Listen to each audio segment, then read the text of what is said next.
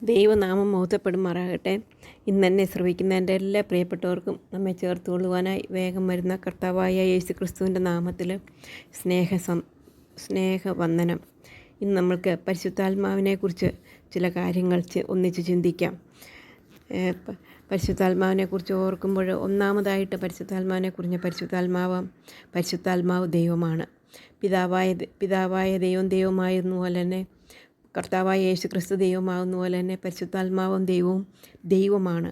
തൃത്വത്തിൽ തുല്യനാണ് എന്ന് നമുക്ക് മനസ്സിലാക്കുവാനായിട്ട് സാധിക്കും. നമുക്കൊരു വേദഭാഗം വായിക്കാം. മത്തായി എഴുതിയ സുവിശേഷം 28 അധ്യായത്തിൻ്റെ 19 വാക്യം. പിതാവിൻ്റെയും പുത്രൻ്റെയും പരിശുദ്ധാത്മാവിൻ്റെ നാമത്തിൽ സ്നാനം കഴിപ്പിച്ചും ഞാൻ നിങ്ങളോട് കൽപ്പിച്ചതൊക്കെയും പ്രമാണിപ്പാൻ തക്കവണ്ണം ഉപദേശിച്ചും കൊണ്ട് സകല ജാതികളെയും ശിഷ്യരാക്കിക്കൊള്ളുവിൻ. ഇവിടെ നമുക്ക് കാണാനായിട്ട് സാധിക്കും 3 തുല്യമായിട്ടുള്ള പിതാവിൻ്റെയും പുത്രൻ്റെയും പരിശുദ്ധാത്മാവിൻ്റെയും നാമത്തിൽ. അവിടെ നമുക്ക് മനസ്സിലാക്കുവാനായിട്ട് സാധിക്കും തൃത്വത്തിൽ പരിശുദ്ധാത്മാവാം ദൈവം തുല്യനാണ് എന്ന് മനസ്സിലാക്കുവാനായിട്ട് സാധിക്കും. ഒരു വാക്യം കൂടെ വായിക്കാം. യൂദയുടെ ലേഖനം യൂദ 20-21 വാക്യം നമുക്കൊന്ന് വായിക്കാം. 20 വാക്യം. നിങ്ങളോ പ്രിയമുള്ളവരെ, നിങ്ങളുടെ അതിവിശുദ്ധ വിശ്വാസത്തെ ആധാരമാക്കി നിങ്ങൾക്ക് തന്നെ ആത്മീയ വർധന വരുത്തിയും ഇവിടെ പരിശുദ്ധാത്മാവിനാൽ പ്രാർത്ഥിച്ചു. ഇവിടെ കാണുന്ന പരിശുദ്ധാത്മാവിനാൽ പ്രാർത്ഥിക്കുക. അത് കഴിഞ്ഞിട്ട് നിത്യജീവനായിട്ട് നമ്മുടെ കർത്താവായ യേശു ക്രിസ്തുവിൻ്റെ കരുണയ്ക്കായി കാത്തിരുന്നും കൊണ്ട്. അപ്പോൾ പരിശുദ്ധാത്മാവിനാൽ പ്രാർത്ഥിക്കണം, യേശു ക്രിസ്തുവിൻ്റെ കരുണയ്ക്കായി കാത്തിരിക്കണം. അത് കഴിഞ്ഞിട്ട് കാണുന്ന ദൈവസ്നേഹത്തിൽ നിങ്ങളെ തന്നെ സൂക്ഷിച്ചുകൊള്ളുവിൻ. അപ്പോൾ ഇവിടെ പരിശുദ്ധാത്മാവിൽ പ്രാർത്ഥിക്കുക, യേശു ക്രിസ്തുവിൻ്റെ കരുണയ്ക്കായി കാത്തിരിക്കുക, ദൈവസ്നേഹത്തിൽ നിങ്ങളെ തന്നെ സൂക്ഷിക്കുക. ഈ 3 തൃത്വത്തിൽ ഒന്നാണ്. പരിശുദ്ധാത്മാവും തുല്യനാണ് എന്ന് നമുക്ക് മനസ്സിലാക്കുവാനായിട്ട് സാധിക്കും. നമുക്ക് വേറൊരു ഭാഗം വായിക്കാം. 1 പത്രോസ് 1:2 വാക്യം. 1 പത്രോസ് 1:2 വാക്യത്തിൽ നാം കാണുന്നത്, പിതാവായ ദൈവത്തിൻ്റെ മുന്നറിവിനൊത്തവണ്ണം ആത്മാവിൻ്റെ വിശുദ്ധീകരണം പ്രാപിച്ച അനുസരണം കാണിപ്പാനും യേശു ക്രിസ്തുവിൻ്റെ രക്തത്താൽ തളിക്കപ്പെടുവാനുമായി. ഇവിടെ കാണുന്ന പിതാവായ ദൈവത്തിൻ്റെ മുന്നറിവിന് ഒത്തവണ്ണം ആത്മാവിൻ്റെ വിശുദ്ധീകരണം പ്രാപിക്കുക. മാത്രമല്ല യേശു ക്രിസ്തുവിൻ്റെ രക്തത്താൽ തളിക്കപ്പെടുവാനുമായ വിശുദ്ധന്മാരുമായവർക്ക് പിതാവായ ദൈവവും പുത്രനായ ദൈവവും പരിശുദ്ധാത്മാവാം ദൈവത്തെ നമുക്കവിടെ കാണുവാനായിട്ട് സാധിക്കും. നമുക്ക് വേറെ ഒരു വാക്യവും കൂടെ വായിക്കാം. അനേക വാക്യങ്ങളുണ്ട്. അതിൽ ചില വാക്യങ്ങളാണ് നമുക്ക് വായിക്കാൻ. 2 കൊരിന്ത്യർ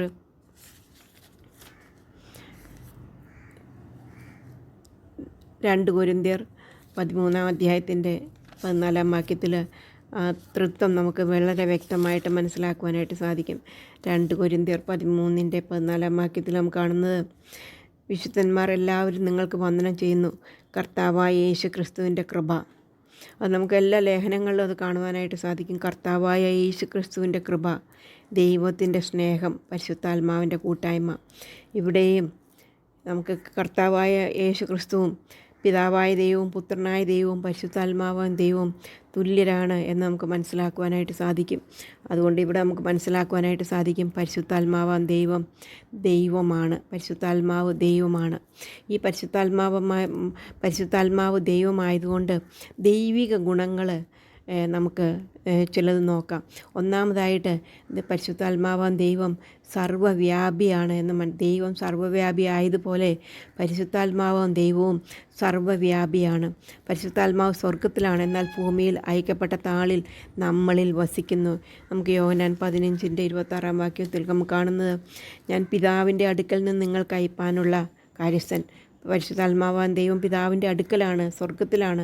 അതേസമയം നിങ്ങൾക്ക് അയപ്പാനുള്ള കാര്യസ്ഥനായി പിതാവിൻ്റെ അടുക്കൽ നിന്ന് പുറപ്പെടുന്ന സത്യാത്മാവ് വരുമ്പോൾ അവൻ എന്നെക്കുറിച്ച് സാക്ഷ്യം പറയും. പരിശുദ്ധാത്മാവ് നമ്മളിൽ വസിക്കുന്നു എന്നുള്ളത് നമുക്ക് കാണുവാനായിട്ട് സാധിക്കും. അവൻ സർവ്വവ്യാപിയാണ്.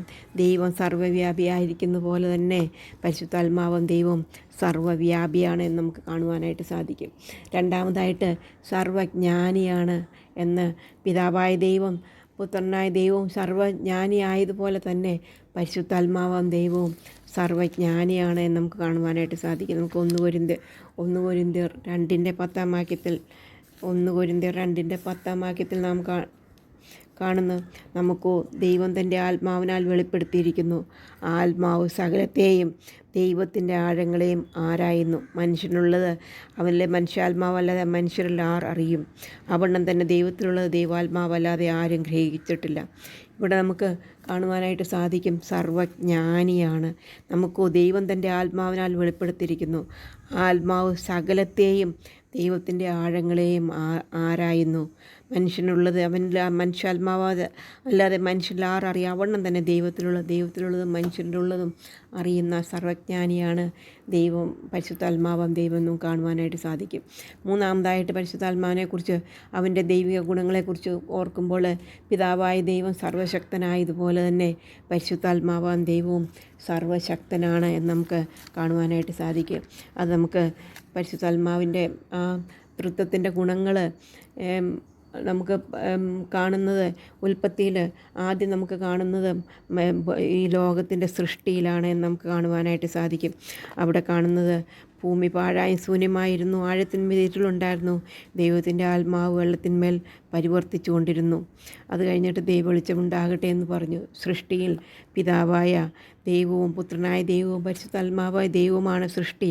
അതിൽ പരിശുദ്ധാത്മാവിൻ്റെ പാർട്ട് വളരെ ക്ലിയറായിട്ട് അവിടെ നമുക്ക് കാണുവാനായിട്ട് സാധിക്കും. അതുപോലെ മനുഷ്യൻ്റെ സൃഷ്ടിയിലും നമുക്ക് കാണും, അനന്തരം ദൈവം നാം നമ്മുടെ സ്വരൂപത്തിൽ നമ്മുടെ സാദൃശ്യപ്രകാരം മനുഷ്യനെ ഉണ്ടാക്കുക. അവർ സമുദ്രത്തിലുള്ള മത്സ്യത്തിന്മേലും ആകാശത്തിലുള്ള പർവ്വജാതിമേലും മൃഗങ്ങളിന്മേലും സർവ്വഭൂമിമേലും ഭൂമിയിൽ മോഴുന്ന എല്ലാ ഇഴജാതിമേലും വാഴട്ടെ എന്ന് കൽപ്പിച്ചു. ഇങ്ങനെ ദൈവം തൻ്റെ സ്വരൂപത്തിൽ മനുഷ്യനെ സൃഷ്ടിച്ചു. ഇവിടെ നമുക്ക് കാണുന്ന പിതാവായ ദൈവവും പുത്രനായ ദൈവവും പരിശുദ്ധാത്മാവും ദൈവമാണ് മനുഷ്യനെ സൃഷ്ടിച്ചതെന്നും അവിടെ വളരെ കൃത്യമായിട്ട് അങ്ങനെ നാം നമ്മുടെ സ്വരൂപത്തിൽ, അങ്ങനെ അതുകൊണ്ട് സർവശക്തനാണ് എന്ന് മനസ്സിലാക്കുവാനായിട്ട് സാധിക്കും. പിതാവായ ദൈവം വിശുദ്ധനായതുപോലെ തന്നെ പരിശുദ്ധാത്മാവാൻ ദൈവവും വിശുദ്ധനാണ് എന്ന് നമുക്ക് കാണുവാനായിട്ട് സാധിക്കും. നമുക്ക് റോമർക്ക് എഴുതിയ ലേഖനം 1-ാം അധ്യായത്തിൻ്റെ 5-ാം വാക്യത്തിൽ നമുക്കത് കാണുവാനായിട്ട് സാധിക്കും.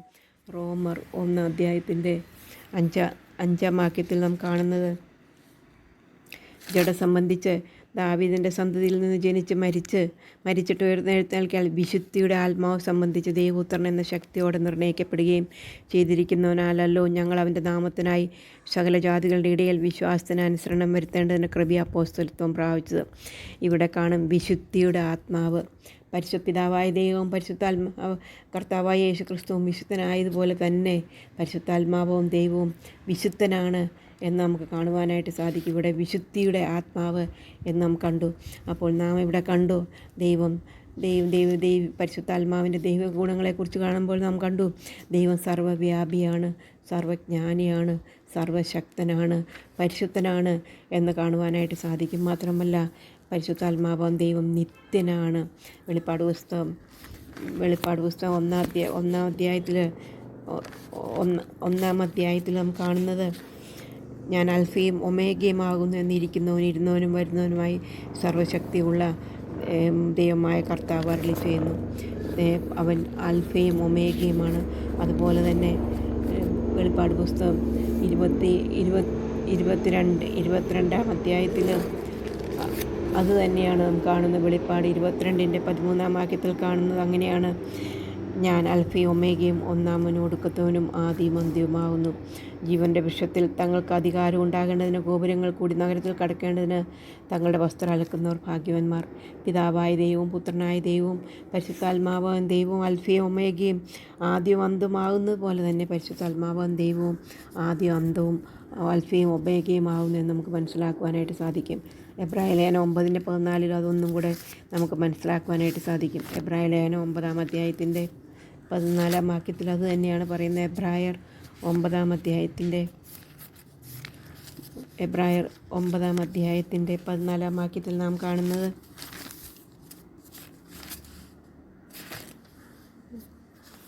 കാണുന്നത്, ദൈവത്തിന് തന്നെത്താൻ ജഡികശുദ്ധി വരുത്തുന്നുവെങ്കിൽ ദൈവത്തിന് തന്നെത്താൻ നിഷ്കളങ്കനായി അർപ്പിച്ച ക്രിസ്തുവിൻ്റെ രക്തം ജീവനുള്ള ദൈവത്തെ ആരാധിപ്പാൻ നിങ്ങളുടെ മനസാക്ഷിയെ നിർജ്ജീവ പ്രവൃത്തികളെ പോക്കി എത്ര ശുദ്ധീകരിക്കും. ഇവിടെ കാണുന്ന പരിശുദ്ധാത്മാവാം ദൈവത്തിൻ്റെ വിശുദ്ധിയെക്കുറിച്ച് നമുക്ക് കാണുവാനായിട്ട് സാധിക്കും.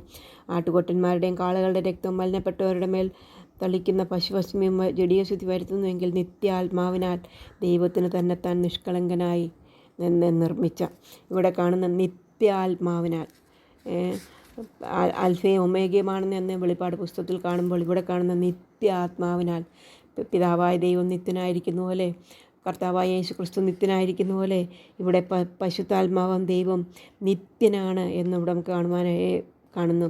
നിത്യാത്മാവിനാൽ ദൈവത്തിൽ തന്നെത്താൻ നിഷ്കളങ്കനായി അർപ്പിച്ച ക്രിസ്തുവിൻ്റെ രക്തം ജീവനുള്ള ദൈവത്തെ ആരാധിപ്പാൻ തക്കവണ്ണം നിങ്ങളുടെ മനസ്സാക്ഷി നിർജ്ജീവ പ്രവൃത്തികളെ പോക്കി എത്ര അധികമായി ശുദ്ധീകരിക്കും. ഇവിടെ പരിശുദ്ധാത്മാവ് നിത്യനാണ് എന്നുള്ളത് നമുക്ക് മനസ്സിലാക്കുവാനായിട്ട് സാധിക്കും. അപ്പോൾ നാം കണ്ടു പരിശുദ്ധാത്മാവ് ദൈവമാണ്. ഒന്നാമതായിട്ട് പരിശുദ്ധാത്മാവ് തൃത്വത്തിൽ തുല്യനാണ് എന്ന് നാം കണ്ടു. അതുപോലെ പരിശുദ്ധാത്മാവാം ദൈവത്തിൻ്റെ ദൈവിക ഗുണങ്ങളെക്കുറിച്ച് നാം കണ്ടു. പരിശുദ്ധാത്മാവ് ദൈവം സർവജ്ഞാവ്യാപിയാണ്, സർവജ്ഞാനിയാണ്, സർവശക്തനാണ്, പരിശുദ്ധനാണ്, നിത്യനാണ് എന്നുള്ളത് നാം കണ്ടു. അങ്ങനെ നമ്മുടെ പരിശുദ്ധാത്മാവ് ദൈവമാണ് എന്നുള്ളത് നമുക്ക് മനസ്സിലാക്കുവാനായിട്ട് സാധിക്കും. നമ്മുടെ പരിശുദ്ധാത്മാവ് ദൈവമായതുകൊണ്ട് നമ്മൾ ആ പരിശുദ്ധാത്മാവാണ് നമ്മളിൽ വസിക്കുന്നതെന്ന് മനസ്സിലാക്കിക്കൊണ്ട് കർത്താവ് വിശുദ്ധനാകുന്ന പോലെ, പരിശുദ്ധാത്മാവ് ആകുന്ന പോലെ നമ്മെ തന്നെ വിശുദ്ധിയിൽ സൂക്ഷിപ്പാൻ തക്കോണം ദൈവം ഓരോ ദിവസവും നമ്മളെ സഹായിക്കട്ടെ. നമ്മളിൽ വസിക്കുന്ന പരിശുദ്ധാത്മാവ് ദൈവമാണ്. അതുകൊണ്ട് വളരെ ഭയത്തോടും കൂടി ഭക്തിയോടും കൂടെ ജീവിപ്പാനായിട്ട് കർത്താവ് നമ്മളെ സഹായിക്കട്ടെ. അവൻ്റെ വലിയ നാമം മഹത്വപ്പെടുമാറാകട്ടെ.